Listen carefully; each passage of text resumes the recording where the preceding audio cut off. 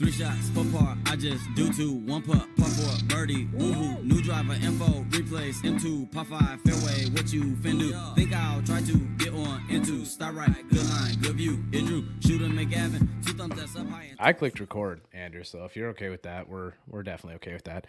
Brycer, you have something in common. Both Canadian born, living in the States. Yeah, there you go. Yeah. So I'll be in the States tomorrow. I'm going to New York tomorrow. But are you? So you moved when you were pretty young. You said, Andrew. Mm-hmm. Yeah, London, Ontario born, and then moved around age 2, maybe 1.5. Okay, Family so just close came to the U.S. What's that? That's close where Bryce and I are. We're kind of in the Toronto area, just a little bit east. Nice. Yeah, I was just there going to Belleville for a competition. So. Oh yeah, Belleville. Yeah, there was an event up here. Yeah, that was at I think it was at Trillium and Black Bear. Yeah, it was at Trillium. Yeah, that's cool. We were actually just talking about that track with. Was that last week? 2 weeks ago, I think.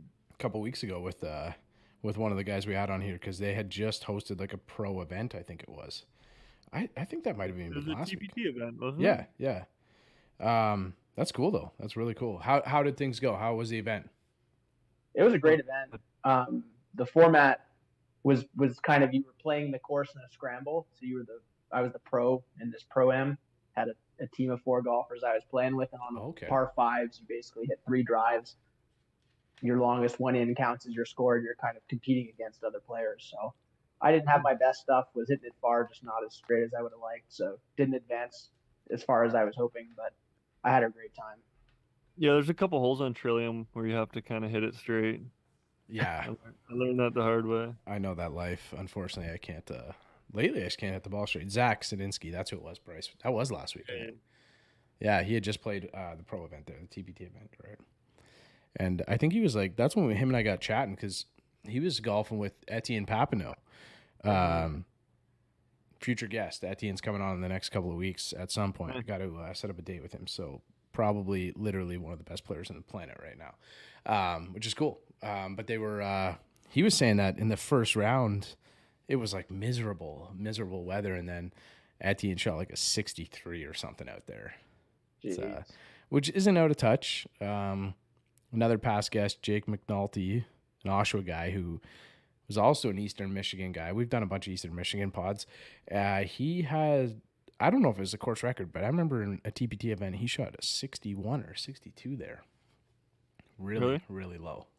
So it's a nice course, but you're right. If you're hitting the ball straight, you can be rewarded. But if you're spraying it a little bit, it can be a little bit tricky. But So Andrew Eigner, is that right? Eigner, yeah. Eigner, okay. Eigner. I was like Ragnar or something. We were due to butcher one. We've been pretty good with the names lately. We were due to butcher one, so I've heard a lot worse. Oh man, and we've talked about it on the pod numerous times before that we had a stretch, Bryce and I. We went through a tough stretch for 4 or 5 weeks in a row where we just murdered people's names. It was so bad. It was so bad. So we weren't too far off that one. So the World Long Drive #1 amateur. Is that right? Yeah, okay. That is correct. Yeah, right. Pretty fresh for that. How does that come up? So Bryce and I, we got to, I'm sure Bryce has the same question as I do. We learned a little while ago, how you go pro playing golf and how you just kind of make that transition. So with you right now, how come you're just playing as an amateur right now? What is the difference? Is that a different type of event, event you're going to? Can you kind of just explain maybe how you sort of got into long drive too? Yeah, absolutely. So as far as getting into long drive, when I was 11 years old, I saw Jason Zuback, who's the GOAT of the sport, won 5 world titles. Saw him win his 5th title in 2006 on ESPN, and I just thought it was the coolest thing in the world. And so I always went to the range, swung it hard, and then had a friend who dabbled in it when I was about 16, and he showed me how to compete. So I tried a local qualifier and then got hooked from there. And that's when you were just 16?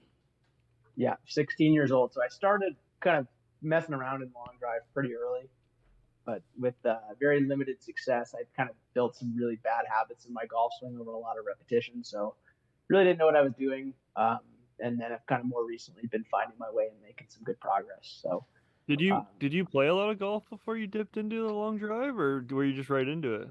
Kind of just recreational, like not Okay. not a ton of golf. So I was maybe, I don't know, a 12 handicap, 15 handicap, and I'm still probably around those numbers just because I never play. But I imagine that would get a bit better if I worked on the game a little more. So it's so hard though, man, when you start hitting the ball far, like Oh, that's like Bryce. Like I told Andrew that Bryce hits the ball a long ways, and Bryce can be a 2 handicap or a 12 handicap or 22 handicap. Like it's like 66 to 92, 2 rounds Yeah. in a row. Yeah, That's man. just my. It's just kind of how golf is, True. right? So I'm gonna probably steal this question from Bryce, but so when you were young, when you're kind of getting into long drive or you get introduced to it from a friend, were you like into gear at all? Like the more conversations we have with like Ryan and Monica and stuff like that, we learn so much about how the gear has evolved in the sport of long drive and how it's especially at the level that you're at now or that those two are at. They're both Monica, I think, is number 2 in the world right now. Yeah. Debatably the best female on the planet right now, and Ryan's a top 10 golfer in the world, or a top 10 long driver in the world. So, were you kind of like dabbling with gear, or were you just grabbing whatever you could and just like you look like a pretty good big guy? Were you just kind of out there just hitting the ball far? I was kind of out there hitting the ball far, but I was aware of the equipment, so I kind of had maybe a hybrid driver where it was like 7.5 degrees, 46 inches long when I got started. So it wasn't a full length setup, which 48's the limit, but it was a good driver for hitting it far.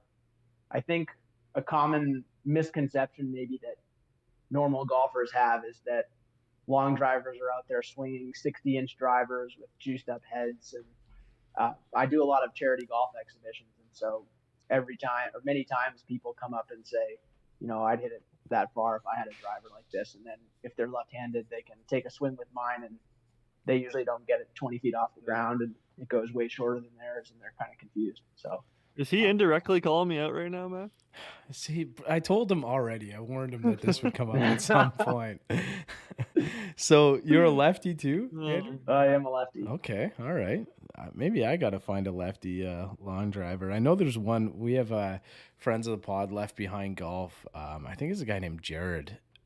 He posts a lot of long drive stuff, and he's a lefty too. There's not too many of us out there, especially in the long drive world. Is it hard to get your hands on gear as a lefty?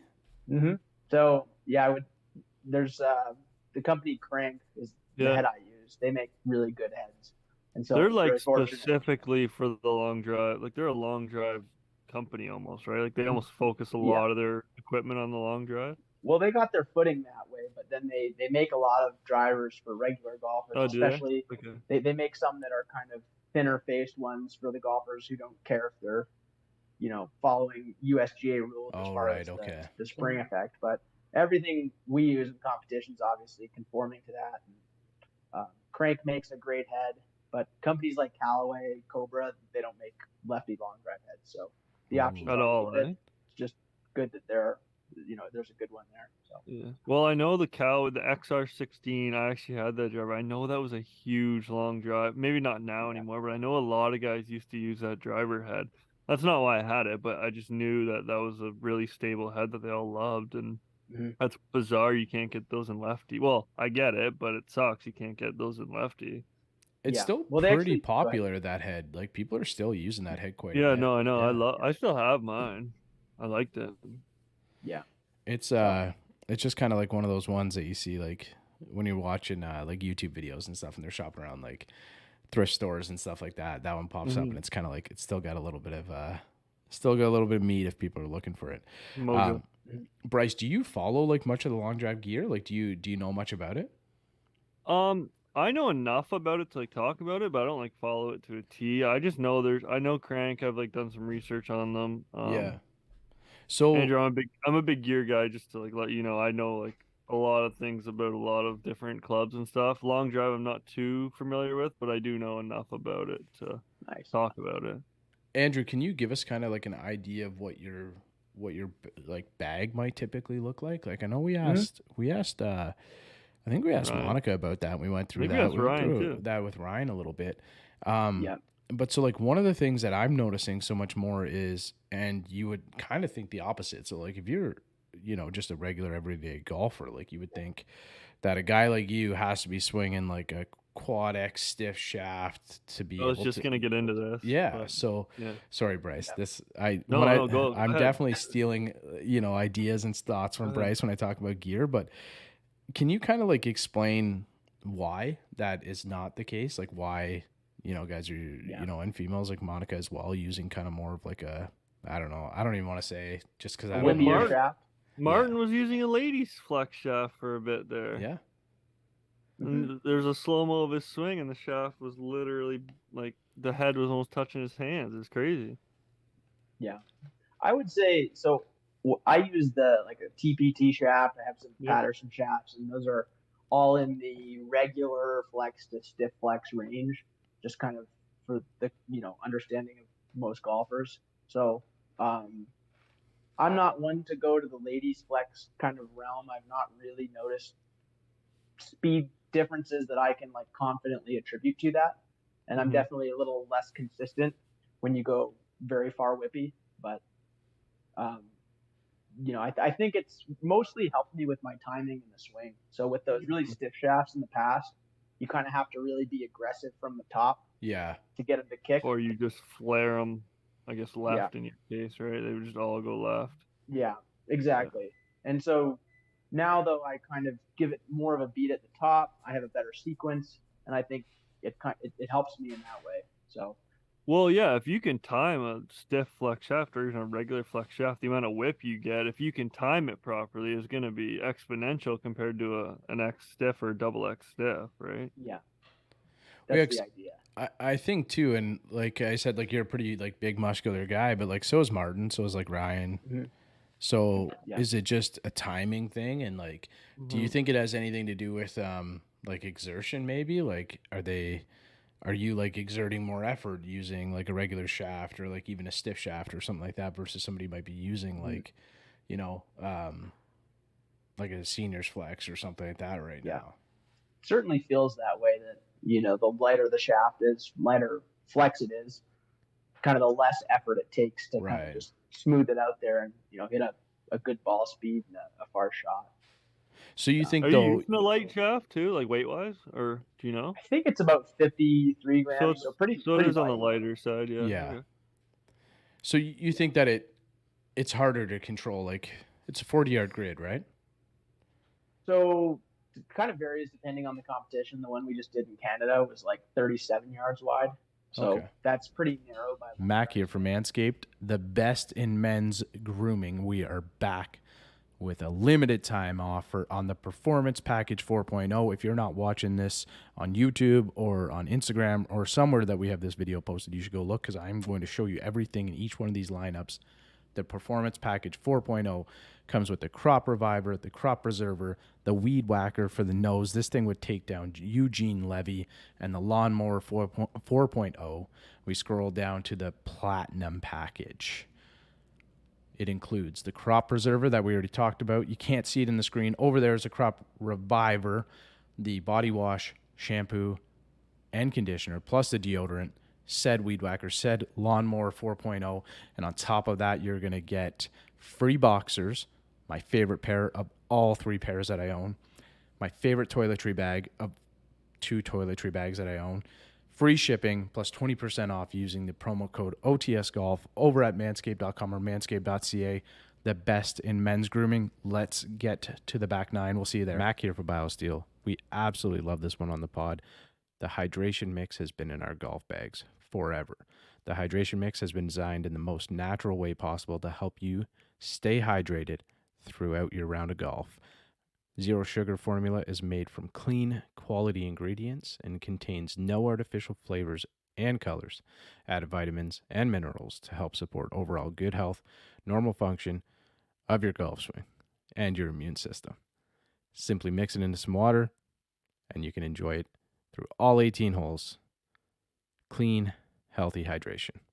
Zero sugar, natural health product, no artificial flavors or colors, no artificial sweeteners, no preservatives, caffeine free, NSF certified for sport.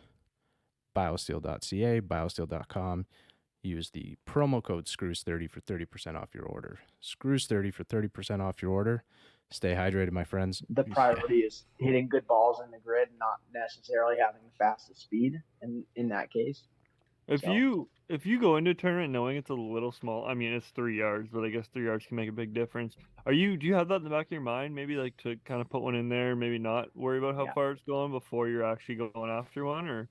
I do. I think in most cases I have my first swing or two. I'm going about 90 to 95%, trying to have good fundamentals, but I'm still trying to use authority when I hit the ball, because you can get into just steering it, and then the ball goes. You have no idea where it's going to go. So you need to swing with purpose and confidence, but that doesn't mean you just YOLO your first ball, like swinging as hard as you can. So. Yeah, because that's one of the questions that we definitely talked about with well, even back in the past, we've had a couple, like the ladies amateur golf world or Canadian long drive champ, 5-time champ or something, Ferdy Sam G. She's been on the pod. Ryan, Monica, there's got to be a handful of others that we've had over the time. So sorry if we've forgotten anybody, but we've always asked that question. Like when you approach your 6-ball set, like, do you have, like, are you trying to like get a ball in play, and then as you kind of progress further, you're kind of like letting loose a little bit more? Do you have like I know Bryce and I have talked about this in our game a bit. Do you have almost like we would use this on the golf course, but like, do you have a fairway finder essentially? Like, do you have a shot that you're trying to hit like off the first ball or two to kind of get you in play?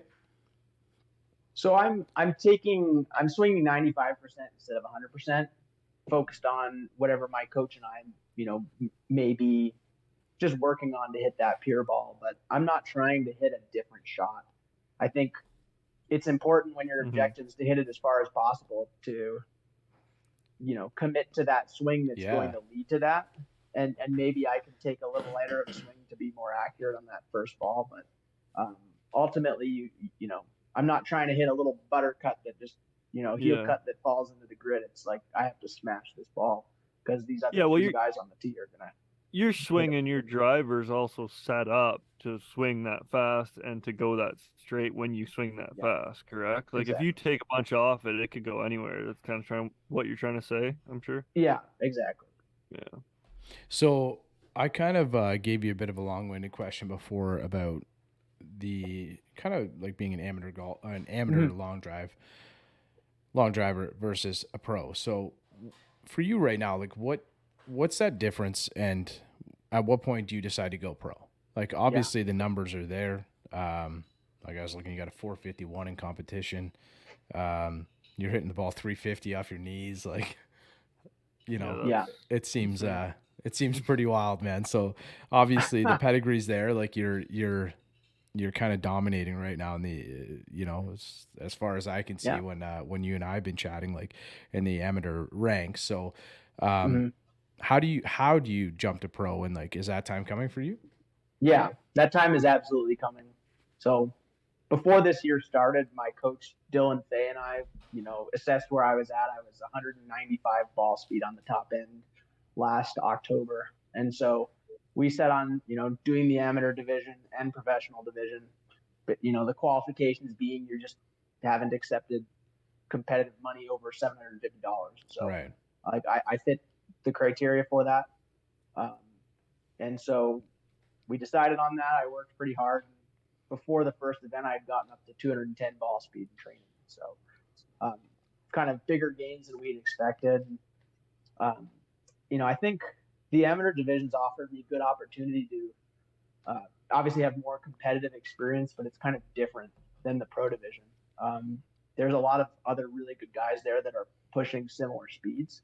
So, it's very tough still, but I'm always, every time I compete in an event, I believe I have the speed and can walk away with that trophy. So I'm always contending to win it, which is a different kind of pressure than competing in the open division and feeling like I have to hit my best ball, and even then I may not survive through some of the later rounds. So it's been good to get more experience at a faster pace and different kinds of experience, and really learn to close the deal when you have the championship on the line. So Have I'm you gonna carry that. Go ahead. have Go you ahead, done Bruce. any pro events like yet? I'm sure Yeah, you I have. Yeah, have. you've done. So my So can first you one. Go ahead. if you do finish in the money, can you take that 750 of that portion or no? Yeah. You can. Okay, cool. So Sorry. that's what Yeah, I happened. was just curious. My first pro event, Mesquite. So Mesquite Volume 2. It was in May. Finished 11th there, so made it through the first 2 days, and the prize money was $1,000. So of that, I got paid $750 just to keep the under status. Yeah, because it was that's how it was explained to us with like Brycer's good buddy Zach, I think, was the one who first explained it to us, and you have to declare as a professional before the event to be able to accept whatever that amount is, right? So that question came up too when Sam Bennett was playing in the Masters. And Yeah. people were like, "Can he like?" It's like, you know, the 56th hole of the tournament. Can he turn? Yeah, it's like Saturday morning. Can we go pro here and cash in a couple mil or something like that? But it unfortunately does not work that way, right? But yeah, you know, when that time comes, will you look at, obviously, like, I'm sure you're working away from long drive, like Ryan has said the same thing. He's a real estate agent. Monica, I think, is a real estate agent as well. So I believe like, she is. yeah, so it's something that I'm sure you have a career away from long drive, but you know, are you able to find time to focus as you kind of ramp up to hopefully, you know, turn pro in the next it sounds like the next little while, and maybe even tomorrow? Yeah, so the game plan as far as the amateur division goes is to see the season through, compete in the World Championships in Kingsport, and my eyes are obviously set on winning that, and then that will be a great conclusion to, you know, my career as an amateur, and I'll be focused fully on going professional. So when you're thinking about it, Andrew, when you're thinking about going professional, is there anything that kind of is in your mind, like maybe a little bit more than others? Like, obviously, every time we have this conversation, like ball speed and swing speed is kind of paramount right now. Yeah. Every time we talk to Ryan, he's at one point was the he was the fastest hitter in the world for like 15 minutes, and then somebody else was, and then he was again for another like half an hour, and then somebody else was. So it's like constantly changing. Like, are you, when you're training right now, you mentioned your coach's name, I think it was Dylan there. So when you're training, are you trying to like chase those numbers right now? Is that like something that's on your mind a lot? Or do you kind of just, when you decide to go pro, do you want to just kind of get your feet wet, get in there, see if you can kind of compete with the guys as it is? I think my feet are already wet to where I've competed in the pro. I know I can hang if I'm hitting it well. Right. And I just see the improvements I need to make. I need to build a swing that allows me to more consistently hit my best shot, which the last time I had numbers in competition on a flight scope, which was Mesquite, showed me about 206 to 208 ball speed on good hits. So that's competitive, maybe on the slightly lower end of that. So, I mean, my only focuses are just being more repeatable there. And yes, I am trying to crank the speed numbers up. So in training, recently hit slightly over 215 miles an hour on a TrackMan, which is, you know, good progress, but that's not equivalent to your speeds in competition. So I'm just trying to keep raising that bar. And I think, I don't know, man, your good friend Monica would tell you different, because she felt like when she was kind of getting those numbers in like in her training, that she felt like they were there, that those are the numbers that she wants to be hitting at the events, right? So it's all kind of like it'll come to, like, because I think she was saying that she just you know, she's pretty cool, like she seems like just pretty chill, but she said she's kind of like an animal when she's out there, right? It's just like you kind of like you're like, you know, you're uncaged almost, right? Like, it's just, and you just kind of go out there and you're just trying to hit the ball as hard as you can, right? So that's what she listens to heavy metal and just gets after it. Yeah, which is we didn't expect that. We definitely didn't expect that, but you know, it's kind of cool to see that and think of that too. And you want to, like, obviously, if you're training, you want to kind of get up to those speeds. I think there's guys hitting at 230 now, right? So it's I don't know how much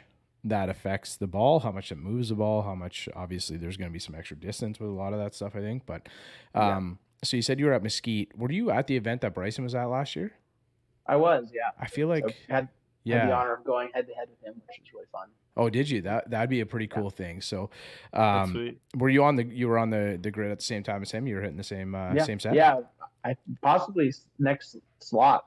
I think we may have been 2 slots apart, but Okay. Same set. I was, as I mentioned, a lot slower back then, so I did hit a good ball, but he had, pretty well past me at that point. Yeah.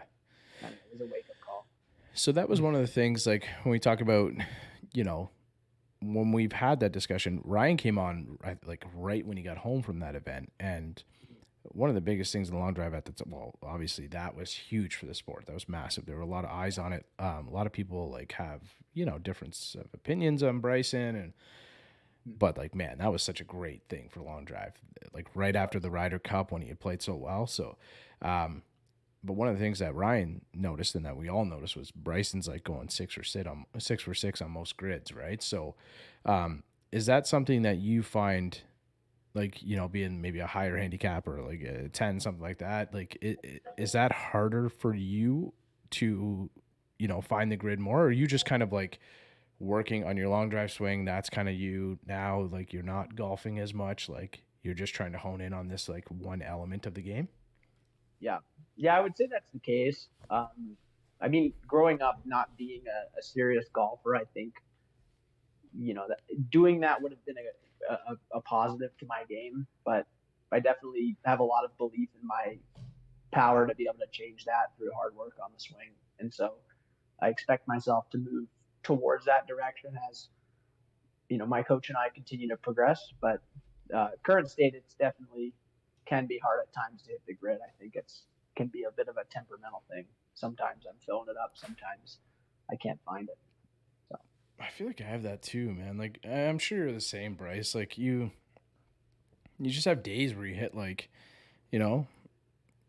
almost every fairway or something like that, and you just kind of find it, and then you have days where you just like I can't get anywhere near it, and it's just like a my scrambling around. 66, I had 82 fairways hit. That's almost every one. Yeah, it's just like there's those days where you just don't miss. Yeah, and I feel like obviously if you're translating that to, your long drive game, this is kind of what I'm talking about with Bryson. Like obviously that guy is finding like the smallest dime shape of the face every single time. There's so much repetition in his swing. Like we've seen all of like his ludicrous like swing videos with like Chris Como and stuff like that. Like he's obviously like a different type of breed, that guy, and he's up till probably 4 a.m. like just swinging into the net constantly. But I think too, like it's obviously an advantage for somebody who has a really good golf game, prior to getting into long drive, right? So, I think you probably get to a point where once you kind of learn the swing mechanics, once you kind of learn like there is got to be science that goes like, obviously we're talking about Martin like swinging like a lag shot golf club and like still hitting the ball like 400 yards and stuff, right? So like there's obviously a bunch of science that goes into it at that point. But I think having the advantage of being a good golfer, just kind of getting into the sport would help. Big time. Progressing to the level where they're at now. I think if you took Rory, like Rory hit a 427-yard drive the other day. So at the Scottish Open. So like if you take an efficient swing like his and bring it to long drive, he's probably going to be one of the best in the world. But I don't know. It's kind of like, it's kind of neat to see the difference of the equipment, the gear. Like it's all fascinating to us. It's still a part of the game. It's an element of golf that we like to see. And obviously like you do a lot of celebrity stuff too. Like you do a lot of like, it sounds like pro-ams and charity events and stuff too. So there is an element that people love. Like I can remember every Christmas day watching Jason Gorilla Zuback kind of smashing the ball 400 yards. You know what I mean? It's cool, man. Like, there's nothing better than it. Happy Gilmore does it perfectly. The golf ball whacker guy, where there's 20 people watching the guy just smoke golf balls. It's fun to watch. I think it's a great sport, and I do believe that you have a little bit of an advantage being a golfer before a long drive guy. But I don't know, like if you can learn to swing a driver that fast and that efficiently, I don't know if your wedge game matters at that point. Like, I don't know if there's that big of a difference. I think the most important part is the fundamentals. So if you establish a fundamentally sound swing, get a lot of repetitions on that. Like the long drive swing, at least in my philosophy, is just taking that normal golf swing and really accentuating elements of it to be more powerful. And so Right. once you've established that to be repeatable, and that's like a saved movement pattern, then you can kind of go into it with intensity and mostly just focus on swinging hard and getting used to, building in those adaptions where, if you have a lot of bad habits, those tend to creep in. Every time you try to push speed, you're ingraining a bad movement pattern, and you kind of have to back off and address that. And it's like a process there. So I feel I want to get. Sorry, Bryce. Let me just finish off this one point, because anybody who might be listening at this point who's kind of interested in like seeing points of that, I think like Martin Borgmeyer posts a ton of reels, and he really focuses on like feel versus real. My good buddy Lucas Noni he's the pro out at Bear Mountain, and he kind of explained feel versus real on the range, and Seb does that quite a bit. I think his name's Seb Twaddle, right? Mm-hmm. Yeah, so like he does that quite a bit in his reels too. He's always practicing like what the movement should feel like versus then kind of making it real, right? And he's got that like pump and stuff like that, and like he's a monster. He hits it like, he's just crazy long. But I think watching some of those hitters will kind of give you an idea of how you should sort of maybe like work on your practice and stuff like that. But sorry, Brycer, go ahead, man. I just wanted to get into a bit of the training aspect. Like, I know you're in the gym, they all are, but do you, like all you guys are in the gym constantly, but do you have any like certain things to work on, specifically swing speed? Like, I know they have those like super speed sticks and like the weighted shafts and stuff. Do you get into that stuff to try to build up more speed? Not exactly. So the speed sticks I've played with in the past, they haven't had long-term results. So what I've been seeing recently that's really worked is I have one tool, the Arrow Swing. I'm not sure if you've seen it. It's kind of it's a whippy shaft, and then it has like these pineapples on the end that basically serve to create air resistance. So you can, remove these units to increase or decrease the air resistance, and you're just, good warm-up tool, but also something you can use for speed training. And so as far as the speed development aspect of what I do is I'll go to a TrackMan simulator twice a week, let's say, when schedule allows. And those 2 sessions that week, I'm just hitting 125 balls or so with only club head speed and ball speed on the screen. You can't see where the ball goes. And my objective is just to hit the highest speed numbers I possibly can. So you're taking almost every variable out in your head that would matter and just focusing on 2 things. Exactly. Yeah, and it's kind of one thing. I'm just trying to focus on swinging the club as fast as I can, and then let the ball get in the way of that and hit it solidly. And the ball will go that's fast. actually really smart. I don't know I don't know if anybody's ever really mentioned that. Just kind of like eliminating a lot of other factors to just make sure the things that are important to you at that time you're working on, right? So well, it's cool because if you see a ball go way right, but you thought you hit it well, I mean, when you take the yardage and the visual of where that ball's going, I mean, you just think you're getting better at that point. So why damage the confidence of seeing one go 200 yards right, I guess, right? Yeah. And there's a time and a place for everything, I believe. And my coach, Dylan, and I have gone over this, and the vast majority of our practice is focused on improving the swing sequence and hitting solid shots. But these 2 sessions, it's not about hitting it straight. So if the ball is a big snap hook, but it's 220 miles an hour, like that's a big win in that session. Yeah, of course, To that. So that's cool. All right, next time I get out there, I'm just gonna get out there and hit as hard as I possibly can. Walk 340 at the middle of the fairway, drop a ball, tin cup. I'm going again. Yeah. Somebody would be like, Mac, you're like 65 yards to the right. You just safety pulled the shit out of that thing, and it is just like over on the train tracks. And it's I'm not focused on that. I'm right here. You're gonna pad your handicap that way. Yeah, exactly, man. Exactly. And then the next time I come back to the cash game, and I like that. That would actually be kind of an interesting way to play, though. Like, we have so many different games that we play like all the time. Like, we play 2-ball or worst ball, stuff like that. So like, it'd be kind of interesting to just play to try to like go out there on the golf course. This is a golf pod, so we talked to a lot. Not that you're not a golfer, but we talked to a lot of golfers about their game. Like, I wonder if anybody ever goes out there to just practice speed out on the course. it became such a prominent thing in the game, like for a little while, right? So is anybody just going out there and just trying to hammer it as hard as they possibly can? Imagine just taking a TrackMan out and putting it on every tee and just putting ball speed and distance on it. Yeah. And no matter where, if it goes right, you just put a drop in the middle of the fairway at that distance. Yeah. Wow. Yeah, that would actually be kind of That's- neat, though. That'd be a neat way to play the game. Uh, I wonder how that would interesting translate. Yeah, yeah. And then you're like, I got 195, so I'm going to try and like roast the 9-iron here or whatever that would be for you, Bryce. I don't know. That'd be a 52 or something, I guess, right? I'm not sure. I'm sure I could skull 52 that far. Yeah. So. That's still a 7-iron for me. I'm not that long. Bryce will hit a 50, the Kirkland 52 that far uphill too into the wind, man. Oh, that was 130.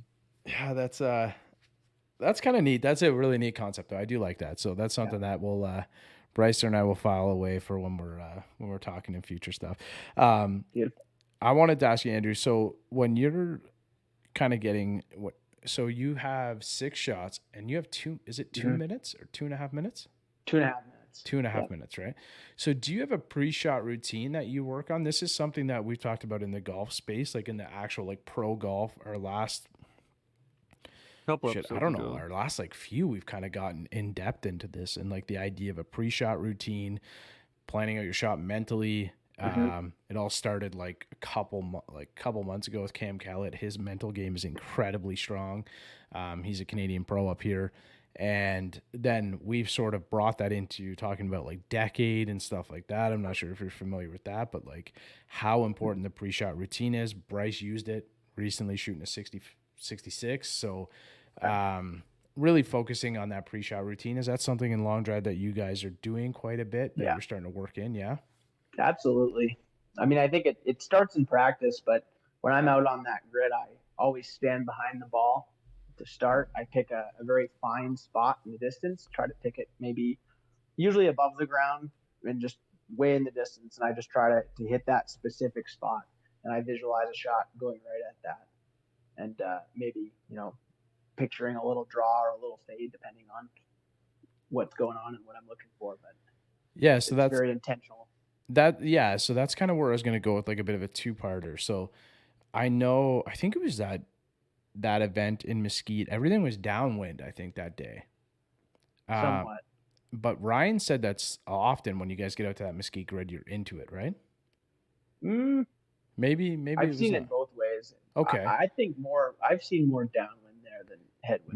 Maybe it was. I'm not sure what event it was at, but obviously you're trying to hit a different type of ball flight, right? So are you exercising that a lot, or are you just getting out trying to hit the hardest ball that you possibly can, maybe work on something like later on in the set?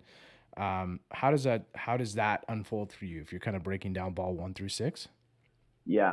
So I guess regarding hitting the ball flight I want, if I have a big headwind, you ultimately, if you don't have the shot that day, or you're not comfortable with it, it's very hard to reproduce that under that pressure. So if you want to find it on the range the best you can, but when you're up there, it's kind of, I just pick my spot and try to hit the best shot you can solid wise.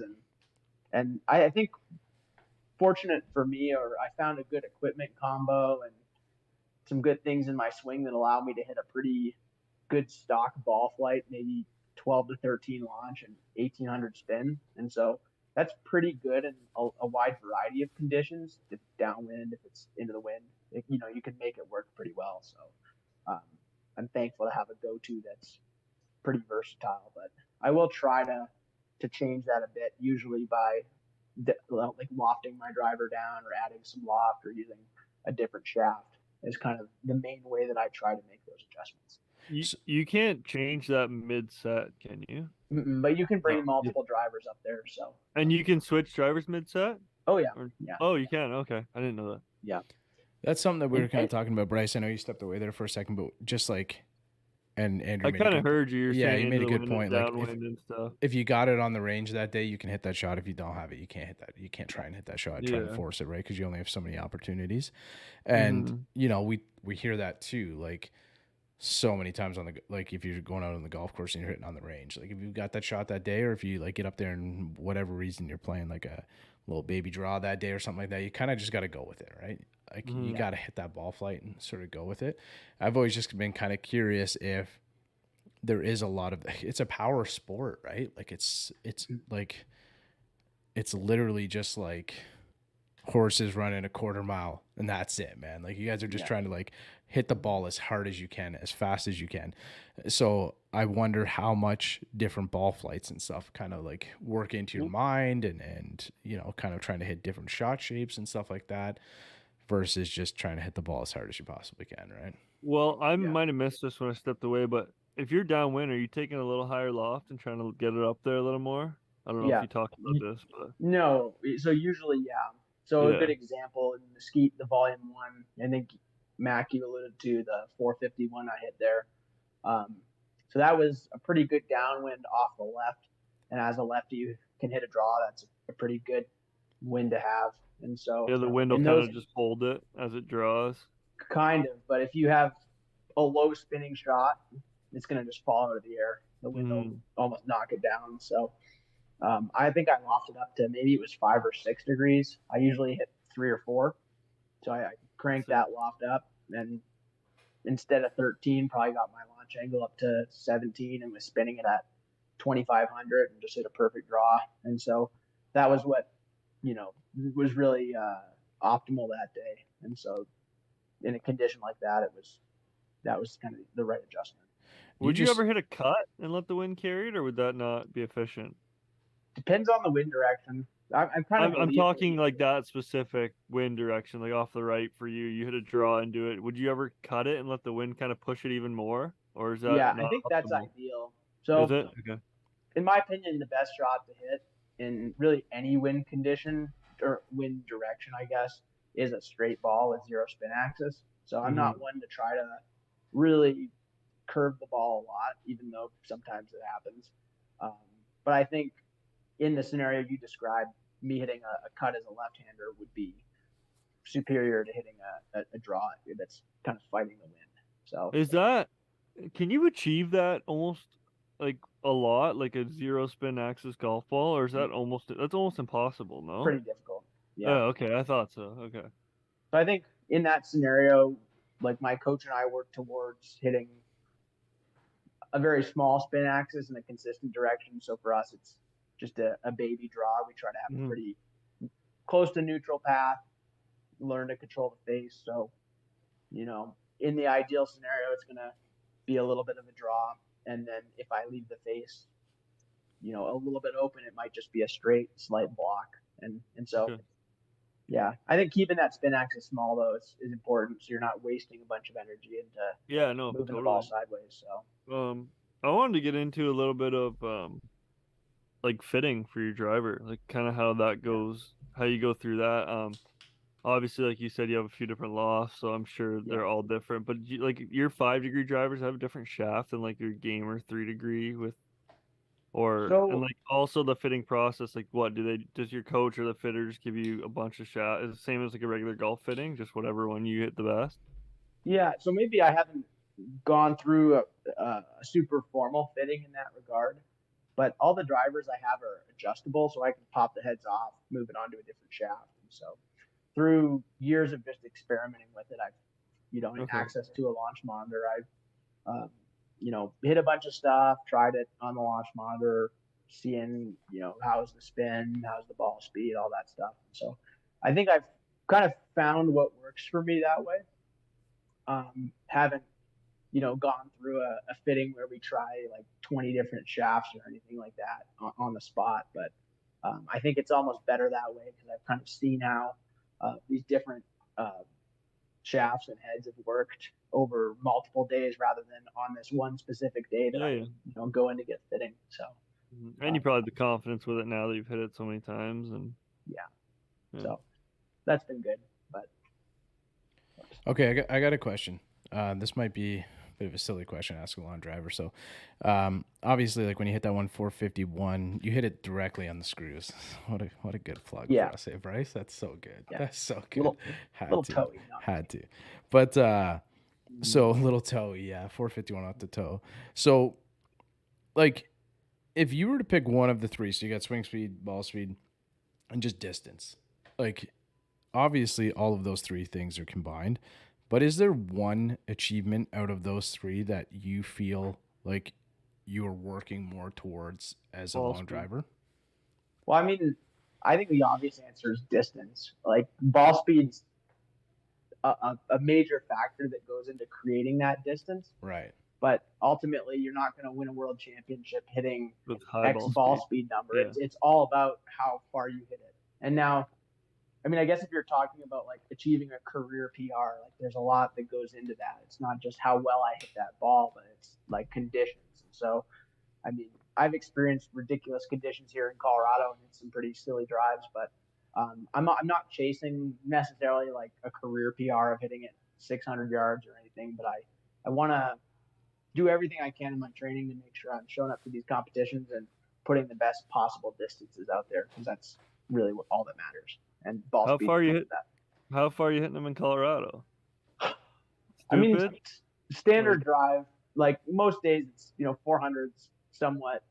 I don't want to say, I guess routine, because you get about 10% Yeah. extra distance Yeah. compared to sea level. But longest drive here is 525 yards. And that was just Holy. fake ground, That's insane. downwind, and so it was on the back of the green on a par 5 at one of the. Whoa, That's come on. awesome. now. That's awesome. That's so cool. That's such an But- easy par. The Yeah, group comes up behind you. Like, what are you waiting for? Waiting for the green to come in. That's Once you great. do it once, you feel like you can do it all the time too. I bet, man. Yeah. I saw that you had a near hole in one on a par 4 too. So, or you hit it pretty close, like 3 feet or something like that. When I was going back through the Instagram files or something like that, which is pretty cool. Also have one of those. So nice. yeah, just one of my greatest achievements ever. But 525, man, back of the green on a par 5. That's wild. That's so crazy. That's awesome. But just to put it in perspective, so we had about 30 feet downhill. If anyone's played Flying Horse North in Colorado Springs, this is hole 5, and so it's straight away par 5, 506 to the pin, which is like center of the green, and 15-mile-an-hour tailwind, 10 to 15. Ground is baked, so I mean, you can use all the excuses if you want, but it's still impressive. I mean, I don't care if it's 100-mile-an-hour downwind. I mean, 525 yards is a long way. Yeah. No, Man, yeah, like I think it's just important to qualify, though. Yeah, no, for sure, but I don't think those are excuses. I think awesome. I don't know the words, but I don't know the word for it. I don't know. I don't think you need to reiterate just quantifying the idea of hitting a 525-yard drive. I guess I don't know what I'm trying to say either. And that's like, I'm with Bryce on this one. I'm with Bryce. Like, you're being modest.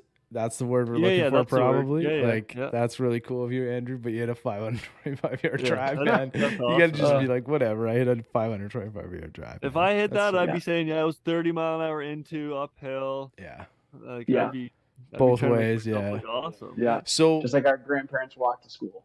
Exactly. That's what I was going with that. Okay. So we're up there on the. I think you got to just walk us through the hole here. I know we're getting a little long. Hopefully you got a few more minutes. I hope you made eagle, I hope. So this is the setting of this, though, is like I was brought out to a charity event to hit drives for this cause. So I wasn't playing the entire hole. We just had like groups coming in, and then I'd smash the golf ball for them. So. Oh, cool. I've done that too. Yeah. What were the? I haven't done that. I've been to an event where they do that. Oh, I was gonna say, shut up, man. What were they saying when you hit that ball? Were they all were their jaws on the floor or what? I mean, they were. I absolutely smashed the ball. The guy gave me like a really soft Callaway ball, so ball speed wise, I don't think it was anything like ridiculous, but they loved the drive. We couldn't really see where it ended up, and then about 5 minutes later, these guys are driving back in their carts, and they're like, telling me that they found the ball in the back of the green, and I thought it might have been just maybe that didn't happen, and they're, found some other ball, but I had it happen with other groups too, just because downhill, hard So ground. now there's you get multiple, more. Bryce. This story Yeah. So now unfolds. you This hit is, like 6 or 7 on the green. this is wild, Perfect. man. Yeah, This is but crazy. And you didn't get to go That's up cool. and like hit. So have you played the I didn't track get on to your go own? No, that was my only time there. Okay, all right. That's All right. awesome. I That's feel funny. like you got to go back. You have to go I back. know. This could Well, be. Imagine like. Imagine the story of telling somebody you made an albatross on a par 5. Like that's crazy. Like that's really cool. Like it's a wild story. That's some say it's more rare than a hole in one. Yeah, well, Yeah. it typically is. But imagine telling somebody you made an albatross on a par 5 from 12 yards. And you're putting for 2. yeah, yeah. I was just putting for 2. That's so crazy, man. Do you when you do play that game? Like, are you just going at every green all the time, or Usually, yeah. I'm not. I don't know. I play golf for fun. I don't really Yeah. care. No, about the yeah, score. for sure. That's why I was curious. And so when I go out there, I only go out with my friends, and I'm not playing like absolutely stupid, but I want to have the shots to remember. So if there's a drive Yeah. on a par 4, I'm going to go Sure. for it.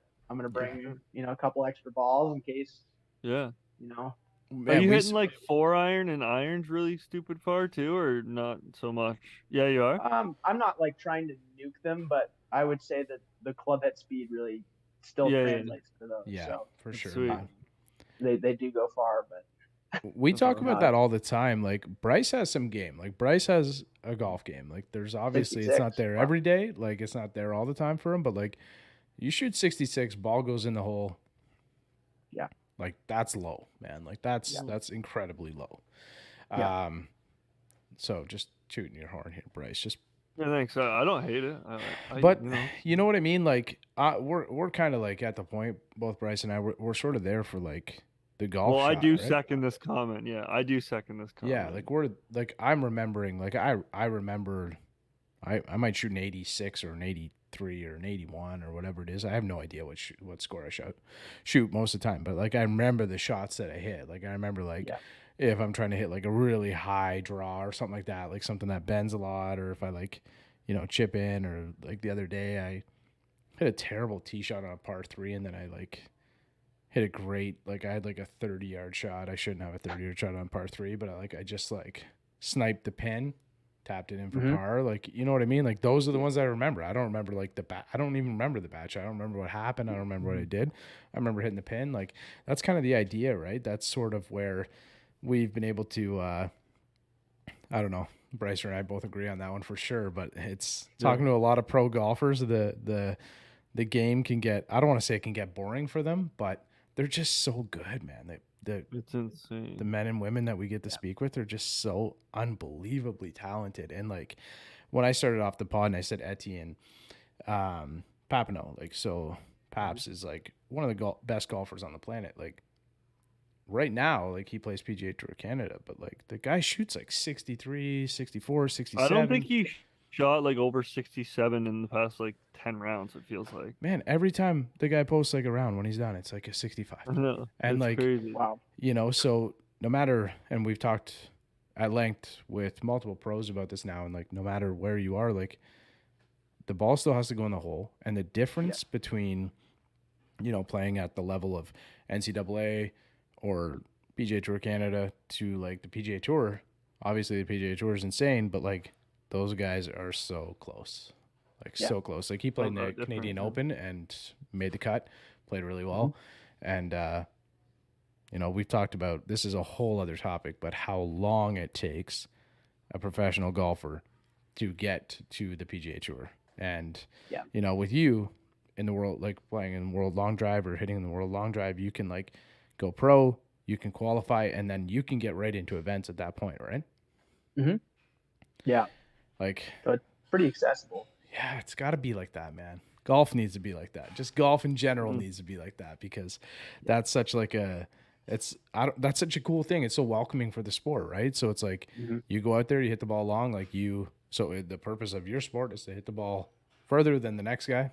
If you can do that, like you should be able to you should be able to go and hit with the Well, the best hitters in the world, right? it goes right back to our chat with Craig Stefferak. It's like Yeah, that's the there idea. should be right? a way that every tour on the planet, no matter what you are, I mean, you play against a golf course, you don't play against other guys. I mean, if you're playing that well and destroying this many golf courses week after week, like give them a chance at the Yeah. highest level and see if you can do it with the big dogs. It's just Yeah. like, which I think Yeah. long drive has that accessibility, which is why I think it's so cool. I mean, even you as an amateur, you can go try to qualify for a pro event and play up against the big dogs if you want. Yeah.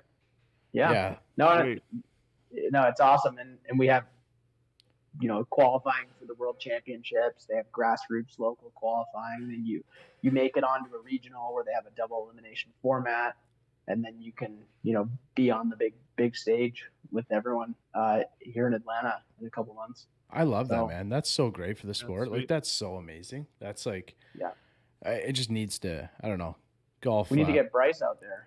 Yeah. Oh, I don't know, man. I told Ryan Gregg I'd hit it farther than him if he gave me 3 months, but I don't know. I don't know if it's possible. I think that's just my big head talking.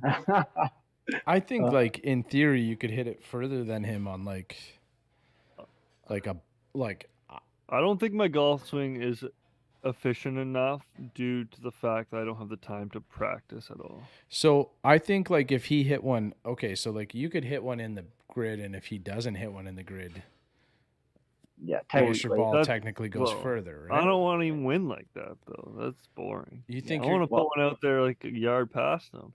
I just don't know, man. I don't know. Yeah, I don't know. I don't know that this is going to happen for you, Bryce. I know that this is a goal of yours, but sometimes some goals just are not attainable, man. I'd need to go to I don't know. Just I give him can a make 3 whatever excuses I want. I don't think it'll happen. I need to go to a fitting, get like a perfect driver made for my swing, and just go and just absolutely throttle one. And I don't think I think maybe 360 max. I think when no, you could hit it further than 360 for sure. You think?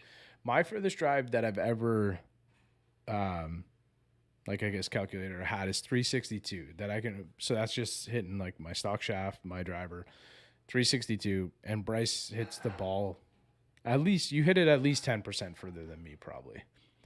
Maybe not 10%. I bet you hit it 7% further than I do. I would think. Yeah. So I also play a driver that's 44 inches, so it's almost 3 with length. So I lose a decent amount of yardage with that. So my point though is that I think that you could hit a ball like 370, 380 on the regular if you were in, playing with the right gear and stuff like that. Probably. Maybe and even, maybe get it. You don't score goals in the gym, so you won't ever see me in the gym. We haven't heard that quote on the pod in a long time. Yeah, I know. But Andrew, stay safe from the wolves down there, man. I know we got into that with your friend Monica last time. You haven't seen one, but that was like kind of when they were releasing all the wolves. It kind of dominated our podcast. We had a lot of feedback on like, what the hell were you guys talking about wolves? Yeah, that was funny. Which was pretty funny. But yeah, man, it's been really cool. I appreciate you kind of coming on, giving us just the idea of like the amateur long drive, world long drive versus the pro. So really happy that we're going to see you there pretty soon. Hopefully when you finally do make that leap, you get your first win, you'll remember us. You'll come back and chat with us about it. Cause I think that's, you're a pretty young guy, man. I think that it's coming. That's coming for you. It's gotta be, right? Well, thank you. No, I'd love to be back on. Yeah, really this was cool, man. This was really cool. It's gonna be up. Like I'm gonna get it up on Friday, this Friday coming. So, before we let you go, can you just give us a quick idea of like what your schedule's looking like for the next maybe month or two? If you have your Instagram handle, that kind of stuff, website, if you have a website or anything like that, let us know. But of course, I will drop it in the show notes. Anybody following us along at this point, you can just go down, click it, give Andrew a follow his career. But yeah, maybe just an idea of your schedule as well. Yeah, absolutely. So next competition, August 10th to 12th in Salt Lake City area, Utah. So competing in both the amateur and pro division there. A month and a half later will be actually later that month, Kingsport, Tennessee. I think that's the 26th and 27th for the amateur world championships. And then September, I believe it's 28 to 30 in Oceanside, California. That's just a pro event. Golf Channel is going to be televising the finals of. And then culminating towards the World Championships and that's October 18 to 22. That's in Atlanta, Georgia. So got a good amount of That's a good schedule opportunities coming still up, ahead. man. Yeah. So really excited for that. As far as Instagram goes, just Andrew and then EIGNER, so my first and last name all together. If you'd like to follow me along this journey, and then don't have a personal website, but if you have a charity or corporate event and you're looking to bring the long drive experience out to that and raise a lot of money for your cause, Charity Golf International's webpage, you can book me directly if you'd like that. So, Oh, cool. That's sweet. Looks like we got something with Bionic Gloves too, so feel free to give them a plug and go over and check that out. Bionic Gloves is great. Handsome Bogey Polos. And then Sweet Heat Golf and Long Drive. My coach Dylan, who's helped me add 20 miles an hour ball speed and counting in the last year, or in the last 9 months. That's sweet, man. That's awesome. That's awesome. And you got a lot coming up too. So again, anybody kind of checking out the show notes, just go down below. Just give them a quick follow. Go over and check it out. These are all World Long Drive events too, right? Yeah, correct. So that's just like World Long Drive. We've tagged them plenty of times, but yeah, you can go over and kind of check that out too. They do great coverage now. They've got YouTube live streams and stuff. So we get a ton of really good feedback when we have long drivers on and stuff like that. So it's always like really engaging. There's a lot going on when a tournament's going on. You can go over and watch. We've got a couple of friends, couple of Brycer and I are both fans of the game. Both fans of the sport, so it's cool to kind of have another horse in the race to go and watch for sure. Andrew, this was great, man. Thanks so much. Yeah, man, it's been an honor to be on, and keep up the great work, guys. He's out in my ball in the course, so I tee up. I lose the ball and I re-up. I miss a fairway, I probably end up in the ocean or maybe the beach. And I'm on a par 5 and I'm finna go reach it. Second was blind, I ain't see it. Feel like it might be an albatross, worst case scenario.